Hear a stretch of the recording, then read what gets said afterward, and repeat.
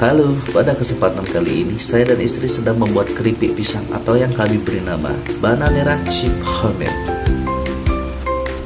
Keripik pisang ini kami goreng secara pelan-pelan agar tetap rasanya renyah, lezat, gurih dan tidak pahit. Kami memulai Bananera ini karena pisang petani sering dihargai murah. Jadi kami olah sendiri dan menjaga rasanya. Kali ini kami membuat Bananera rasa coklat yang sudah dipanaskan, dilelehkan, kemudian dilumuri di si keripik pisang ini.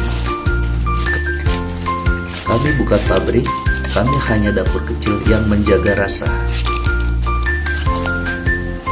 Setelah diaduk seperti ini, kami masukkan ke dalam cup dan rasanya gurih, lezat, coklatnya terasa banget.